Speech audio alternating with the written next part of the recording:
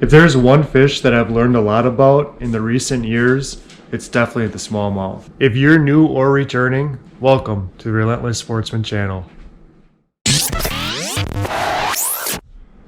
So a few years ago, I was obsessed with learning as much as I possibly could about this fish. I would fish 4 to 5 times a week on lakes, rivers, creeks, and reservoirs that could be wading, in kayaks, a canoe, a small little boat you can just shove into the water, a large boat. It didn't matter. I did whatever it took to figure out how to be more effective and successful at catching smallmouth bass. Over those years, I ended up catching thousands of smallmouth bass.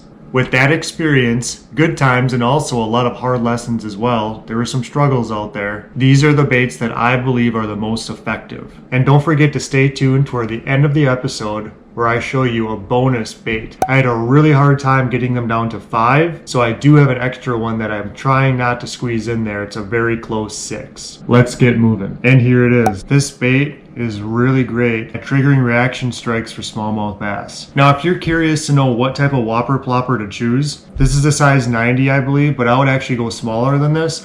I would go for the size 60, which is the smallest one, or at least a 75. And you also want to consider what color, because to me, I think color matters a lot more than size with this bait. I would go with a light colored Whopper Plopper and a dark. You want both. You want that contrast. Certain days, the bass are going to go for lighter colored baits or darker colored baits. It all depends on what they want to feed on that day. So I would go with 2. If the light colored one doesn't work, go with the dark one. If the dark colored one doesn't work, go with the light one, and you'd be surprised how many strikes you get. Also, the way you use this bait is you want to take your rod tip and drag the bait across the water. You don't want to continuously reel so that it's constantly going like this throughout the water and being a disturbance. You want to make sure you let it sit for a little while, and that's usually when you get your strikes. Now, sometimes you can reel like this continuously and it works just fine. Most of the time, I get my strikes, take my rod tip, dragging it 2 or 3 feet across, reeling up the slack and just waiting, and that's when I get a strike, when the bait is sitting there still. Just like all topwater baits, please make sure you wait a few seconds before you set the hook after the explosion. It's very important. Even if there's treble hooks, you still want to wait just a little bit. If you click up here, you're going to find a video where I caught some really high quality smallmouth bass using this exact same bait. You'll know exactly what I mean after you watch that.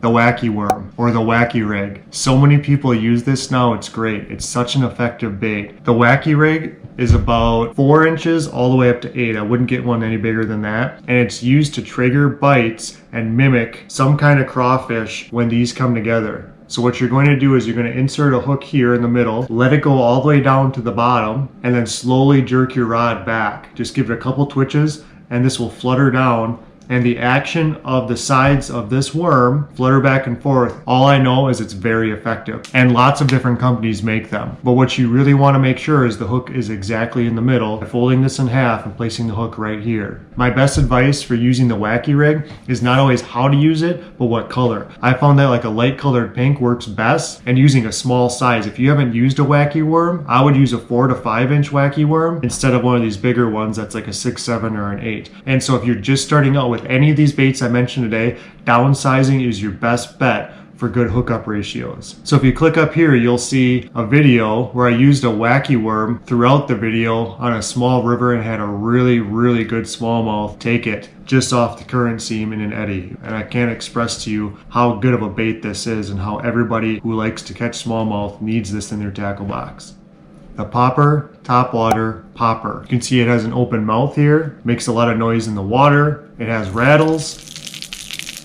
It has this little feather thing in the back, and that's really important. We'll get to that in a little bit. But this is a really great bait. Lots of people like using Whopper Ploppers instead of these, but I would say use both. This is a little bit more subtle in ways because it's going to push some water, but you can also use it to your advantage of just letting it sit there for a while. There have been times when I've used this, and as I'm twitching my rod back and forth like this, I'm noticing that this popper frog kind of darts like that and kind of pushes water. I don't get a lot of strikes that way. but I'll let it sit there for 5, 6, 7, 8, 9, 10 seconds even, and I'll still get hits on this thing just sitting there. So you know the fish is looking up at it, figuring out if it wants to strike the bait or not, and if you let it sit for a long time, you can still get hits. They say this represents a bug inside the water, and that's what triggers the bite to fish, especially if the bait's just sitting still in the water. All you need with this is like 6 to 8 pound test line. That's it, on a medium light to medium action rod, and you're set. It's supposed to mimic a dying fish or a bug on the top of the water. Bitsy bug jig with some kind of trailer. And what I mean by trailer is usually a crayfish imitation. And what I've found is that when you use a blue jig and a green trailer, I have better results. Or a green jig and a blue trailer, I have better results. But when I have a blue jig with a blue trailer or a green jig with a green trailer, it doesn't seem to work out as well. I have no idea why, but when I mix and match the jig and the trailer color, I trigger more bites. I can't really explain it, but I suggest you try doing the same thing and see if it works for you. It doesn't have to be a Bitsy bug jig. They're just super cheap and affordable. They're at Walmart. It's easy to find. You can find other jigs like this. They're just finesse jigs, 1/8 ounce. I would never go more than 1/4 ounce. I usually try to stay at an 1/8 or even less. And the reason for that is because you want to use this on a medium or medium light action rod with what 8-pound tests, or if it's like a light braid, like a 10-pound braid or something like that, really small, that'll work as well. So let me show you how I rig up a blue jig with a green trailer. Alright, so the first thing you need to do is you need to cut the body in half. You can't have this all the way on there. If you put this bait on here and it sticks out this far, you have way too much of this trailer, and a lot of times the fish will pull on this and they won't actually get the entire jig. Very important that you take this bait, look where the body is, cut it in half. Once you cut it in half with the scissors, then you can thread it on your jig pretty easily. But finesse jig fishing is extremely effective, especially in rivers. The reason why is because there's usually a weed guard. A lot of times you're moving in current and you can't afford to get hung up with an exposed hook. And in rivers, smallmouth especially love crayfish, and this is exactly what it imitates. So you're increasing your odds of getting the fish to look at it in the first place. You're increasing your odds of not getting stuck or hung up on a log or something like that. It's just an overall great bait. So once this is on here, I simply just thread it through the hook, pull it around, push up as far as I can, and what you have is a black and blue jig with a green trailer underneath it. I cannot tell you how many hundreds and hundreds of fish I've caught using this jig. It's amazing. If I had to have one bait that I could only use for the rest of my life catching smallmouth bass, this would be it. I even made a video about saying, is this the best bait ever? You can check that out too. You can find that right here, where I exclusively use that bait at the second half of the video, and I catch one after another, and my dad uses it in the same video and he's catching one after another after another after another. We're catching a lot of fish, and every time we hook up with the fish, it gets in the boat. It's a really great bait, so check it out. This is a really nice presentation. Black and blue jig, green trailer, or the opposite. But you do want to mix them up for whatever reason. That seems to work really well, and the key is to cut that body off so it's nice and small and the legs are shorter, so that when they bite the bait, they have the whole thing, and your hookup is much, much higher percent.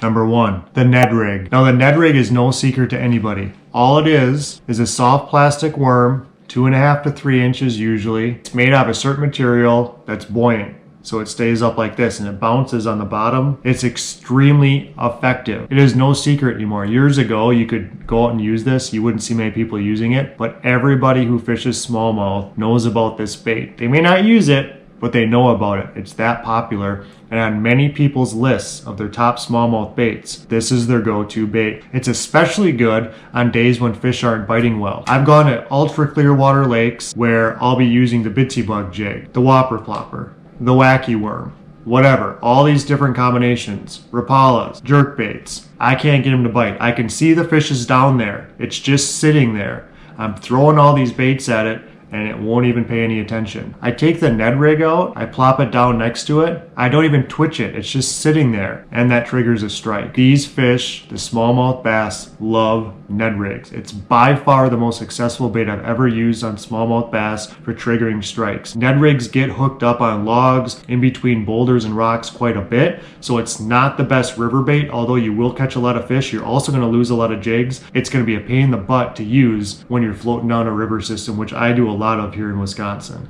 I like to use a 10th or a 15th ounce Ned Rig Jig specifically made for this bait. They're usually small, very finesse, but they work extremely well and the bait stays on here. The reason why I use this jig most of the time is because I like the size. I like that this jig comes in sizes like 20th, the 15th, the 10th, in comparison to an 8th, a 4th, whatever. But if you do want, you can use typical walleye jigs with them as well. I do that when I run out of Ned jigs. I just use my walleye jigs. I fish this bait ultra slow because it's intended to catch fish that are not active. And that's very good for those cold days, cold fronts, when the fish are turned off, they don't want to bite. I always tell people when they start using this, the slower you use this, the better. Now, if they're active, they're going to bite it no matter what. So you can bounce out the bottom, you can drag it really fast, but I drag it super slow. I don't twitch my rod. I just drag it, reel up a little bit, drag it some more, let it sit for 5 seconds. It takes some self-control to do that, especially with people who are impatient when they fish. Just drag it. You will increase your odds of catching fish. And all of a sudden, when you drag it, you'll feel it stop, and then you know you hit something. The good news is there's a high hookup percentage because it's so thin and slim and slender that once the fish has it in their mouth, it's in there pretty well. It's exposed hook. So all you have to do is set the hook and you've got the fish. So if you click up here, you'll see my brother and I using a Ned Rig Jake. This is a video we did a long time ago, but it's highly effective. You can see how many bass we catch just using this jig, that if we didn't have that jig, it probably wouldn't have worked at all.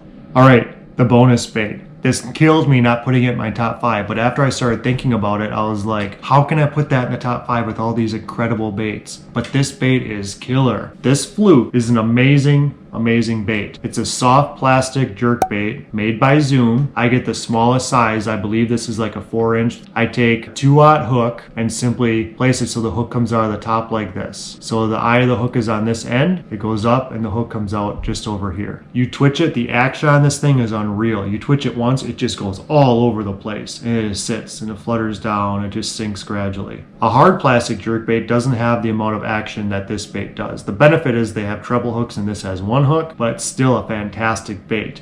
I couldn't get this in my top 5, but if I did a top 6, it would be at number 6, but it's a super close 5 to 6 bait. It's really great. I never go smallmouth bass fishing without the Zoom Super Fluke. Now you can find other companies that make soft plastic jerk baits. I found that these are the most affordable. The package looks like this by Zoom, and every smallmouth angler should have something like that in their tackle box if they're really serious about catching a lot of smallmouth.